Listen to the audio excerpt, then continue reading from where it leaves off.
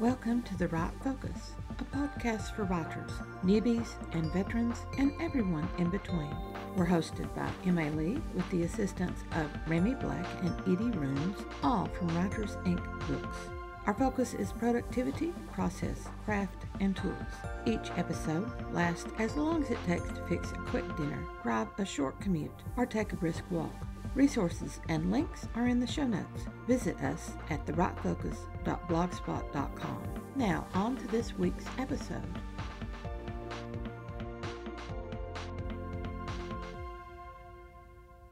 First, let's have a last check-in for the June Writing Challenge.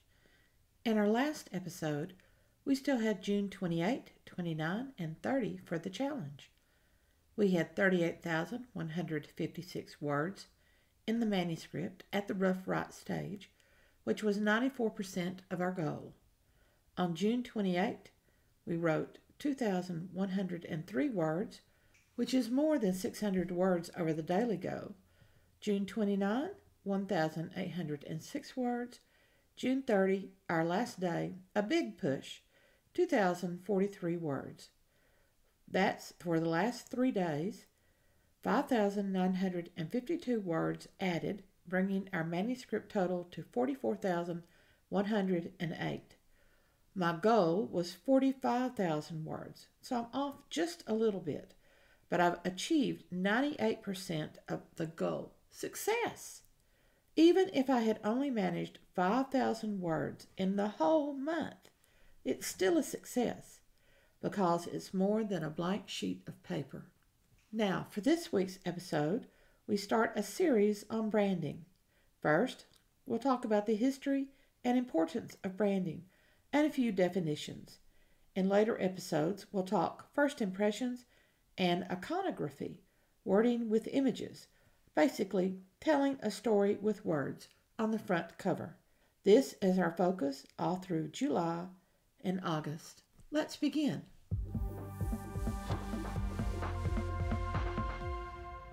Branding, history, and definitions. Back in the old wild American West of the late 1800s, ranchers put brands on their cattle to identify their property. Not for the market, no. To prevent cattle rustling. The brands had to be small enough and plain enough to be formed from one wrought iron pole. As simple as an alphabet letter or an arrow in an R, the brands matched to the name of the ranch. Potter's marks have been around for millennia, long before the ancient Romans. People have always valued the jars and containers thrown by the better potters. Still to this day, Rockwood pottery and Roseville pottery are prized names in the antiques market. These markets, as well as Weller pottery, offer proof of quality work with artistic designs. The patronage mark of royalty offers the stamp of approval for a specific product from a particular company. The red and white Campbell's soup label became a trusted product for a mother on the run. The Nike swoop and the slogan "Just Do It" together created a modern brand, trademarked yet so ubiquitous that everyone immediately identifies image and words with the Nike company, no matter what problems they have. That's the mark of a highly successful brand. Image and words associated with a maker to help identify products for the consumer. Here are the 3 important words for the consumer. Writing belongs in the entertainment industry. Even nonfiction books like this one are designed as entertainment rather than a dry, instruction-based technical manual. Entertainment is for the consumer. The satisfaction of the consumer comes first. Yes, we can write the books of our heart.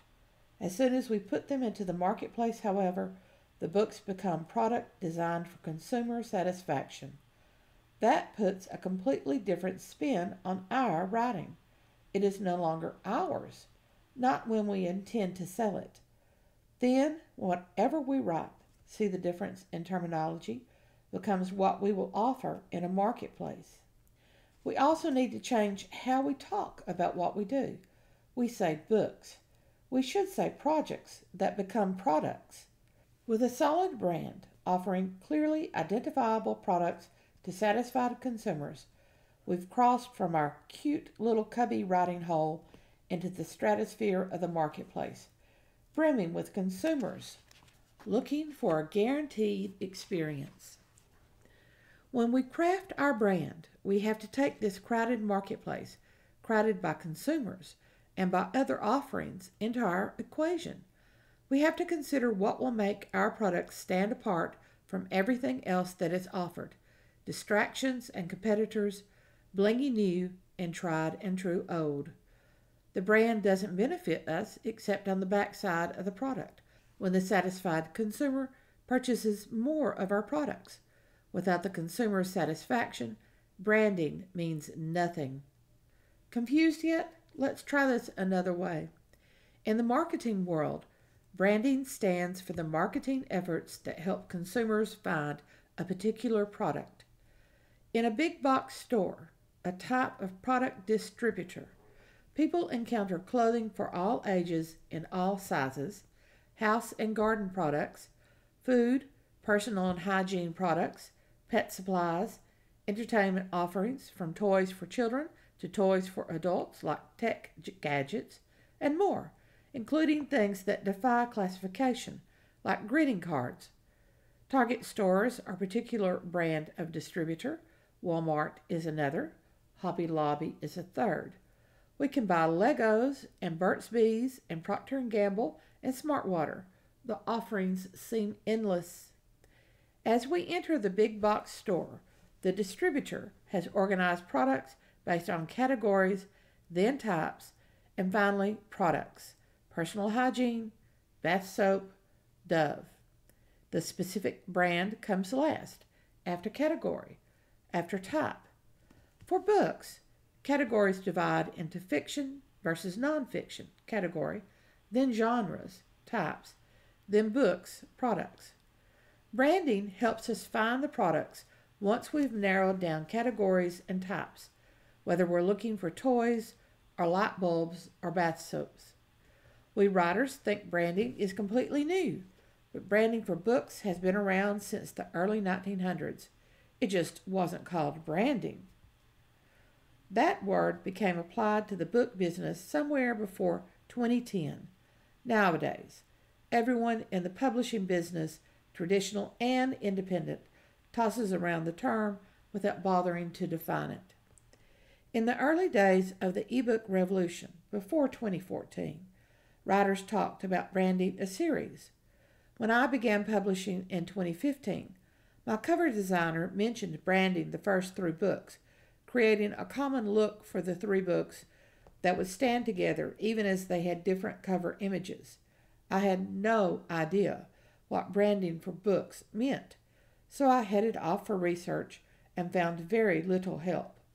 I did find other writers, successful ones, advising newbies like me to focus on branding books and series rather than creating an author brand.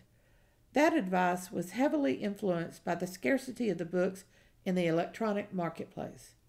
Now people talk about author brands, the focus of this book, as if it will be the answer to success. And branding certainly will assist success, but it won't guarantee it. The size of the marketplace creates the difficulty, and the marketplace keeps growing. The size of the marketplace has also created that difficulty for decades upon decades. New writers for a long time depended upon word of mouth to sell their products. Then the local bookstores collapsed. That's not necessarily a bad thing. Some local bookstores restricted what was available on the shelves. Yet it is truly a bad thing in this respect. When a reader came in looking for a new book to read, the small bookstore owners knew their stock well enough to say, "This book is like that one. Why don't you try this?" When the first chain stores in the malls pushed out the local bookstores, the chain store workers rarely knew all of the product in the store. They might know a few writers in a couple of the genres, like fantasy or historical romance, but not science fiction and historical mysteries. Then the mall chain stores were pushed out of business by the big box bookstores, and those workers certainly didn't know all the product. The ones that I encountered didn't know the big name authors outside of their genres, and a few weren't even readers, happily stocking the art books and the magazines, but unfamiliar with anything that wasn't a movie tie-in. Painful years for readers. The mall stores and the big box stores led to the age of the blockbuster bestseller, however, because the store workers knew management wanted them to push those books to people who were buying to read, and consumers bought because they didn't have time to search through the endless shelving to find something to read. It's interesting that brandy became an extremely important word to writers in the book market when the chain stores and the big box stores pushed out the small independent book owners. The independent bookstores are making a comeback while the big box stores are closing. That's an interesting happenstance. But the print book market has always branded for author and for genre. Those words just weren't that important to the individual writer.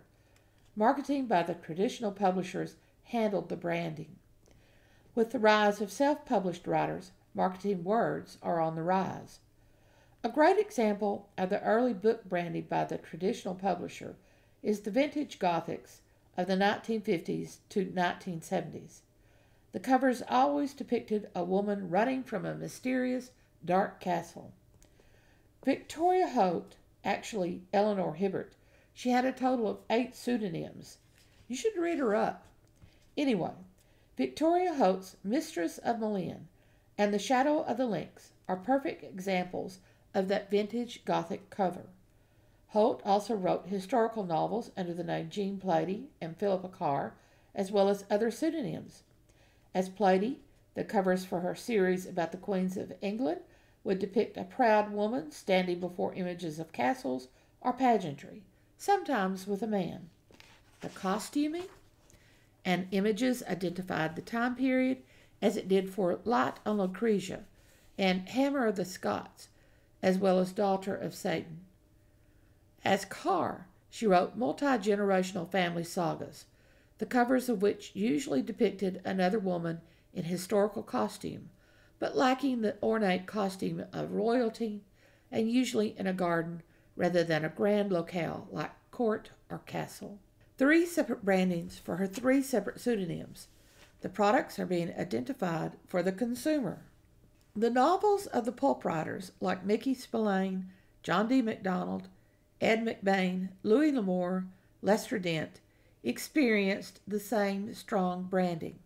The covers depicted a big, brawl man, usually in trench coat, facing tough thugs, or an alluring siren, a la the Maltese Falcon. Marketers use branding to attract readers' attention. They make mistakes, the same as anyone, but collective experience cuts down on the mistakes. The best examples of cover branding tie the book to a specific author. Jean Plaidy's covers set her books apart from the other historical novels on the shelf. When they picked up a book by Jean Plaidy, readers knew they would get a story about the long history of English royalty written by a great novelist. Victoria Holt competed for shelf space against hundreds of other vintage Gothic writers mimicking the genre cover brand. And that's an issue that plagues writers today. As soon as one writer creates a successful brand, other writers jump onto the specific genre and cover design and compete through mimicry. The only way an author can compete is to keep writing and keep tweaking the brand to show its evolution. Some writers are trying to trademark words or images. Trademarking words isn't possible unless the product is not normally associated with the word. Apple computers and apple as a fruit. The only way to trademark an image is to use an original and copyrighted image as cover art. The best stories by the best writers will always stand out. Here's our new way of thinking, our keys to branding. Brand means images and words associated with a maker to help identify products for the consumer. Brands identify quality work with artistic effort. Writing belongs in the entertainment industry. Books are projects that become products. Branding helps distinguish the product the book and the writer, from others in the marketplace. And the brand is crucial in the marketplace because we have only 3 glances to snare a reader. The first glance only lasts a second or two. First impressions given at that first glance are crucial. And that's our focus for our next episode. Thanks for listening to The Write Focus, a podcast for writers at all levels, hosted by Emma Lee from Writers Inc. Books, assisted by Remy Black and Edie Runes. Our focus is productivity, process, craft, and tools. Music is licensed through Audio Jungle, called Background Music Loop. Its creator is Alexander Polishchuk, known on Audio Jungle as Plastic 3. The music comes in different iterations. Show notes and resource links for this and other episodes can be found at thewritefocus.blogspot.com. Write to us at winkbooks@aol.com when you have questions, comments, and speculations. We will try to answer you as quickly as possible. By the way, we will not mind your email address. That's rude. If you find value in our content, share with your writing friends or write a review. We're small beans here without the advertising budget of the big peeps, and you can make a difference. And whatever occurs, write on.